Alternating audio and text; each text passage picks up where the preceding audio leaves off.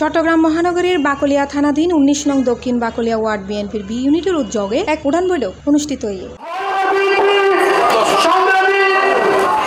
অনুষ্ঠানত প্রধান অতিথি আছেন বিএনপি কেন্দ্রীয় নির্বাহী কমিটির সদস্য আলহাজ মোহাম্মদ শামসুল আলম। প্রধান অতিথির বক্তব্যে শামসুল আলম হয় ৩১ দফার জিবে আছে বহু ধরনের আর জনগণের যে ম্যান্ডেটটা দিয়ে ব্যাখ্যান আছে সমস্যার মধ্যে ধরুন আর যারা মহিলা আছে তারা পে কার্ড দিব, তরুণ প্রজন্ম যারা আছে যারা চাকরি করতেছে তারা চাকরি দিয়ে মারা আর একটা চিন্তা ভাবনা করছি ইনশাল্লাহ আয় যদি আল্লাহ দিলে জনগণের ভোটে যদি আই যদি এমপি হইতে পারি তাহলে আগামী দিনে আয় এই ৫০০ মানুষের আয় কর্মসংস্থান করে দিই। উড়ান বৈঠকে সভাপতিত্ব করে ১৯ নং ওয়ার্ড বিএনপির সদস্য সচিব ইয়াকুব চৌধুরী নাজির এবং সঞ্চালনা করে ওয়ার্ড বিএনপির যুগ্ম আহ্বায়ক নসুল্লাহ খান নসু।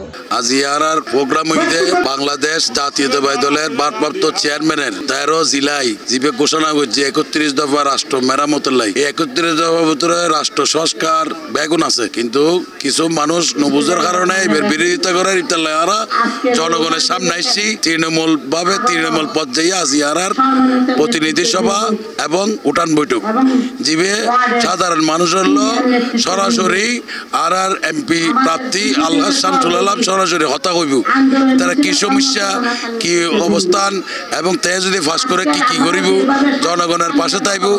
আর দীর্ঘদিন ১৭ বছর ভোট দিন নেওয়া পারি এবং তিনবার ভোট হই একবারও ভোট দিন নেওয়া পারি সাধারণ মানুষের ভোট দিন নেওয়া পারে।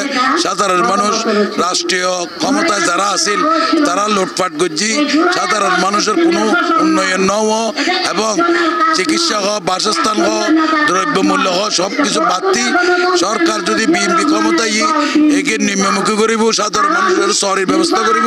বিশেষ অতিথি হিসেবে উপস্থিত আছেন সাবেক মহানগর বিএনপি সহ ছাত্র বিষয়ক সম্পাদক ইউনুস চৌধুরী হাকিম, ধর্ম বিষয়ক সম্পাদক হাজি নুরুল আক্তার, এছাড়া আছেন আক্তার খান, SM সেলিম সহ ওয়ার্ড বিএনপির নেতৃবৃন্দ।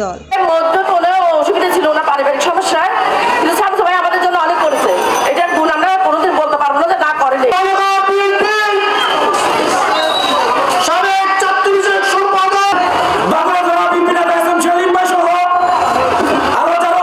এছাড়াও উপস্থিত আছেন বিএনপি যুবদল, স্বেচ্ছাসেবক দল ও ছাত্রদল সহ অঙ্গ সহযোগী সংগঠনের নেতাদল। এছাড়াও মহিলা নেত্রী রেণুকা ও মুন্নি সহ বোধকেই অংশ লয় এই উড়ান বৈঠক।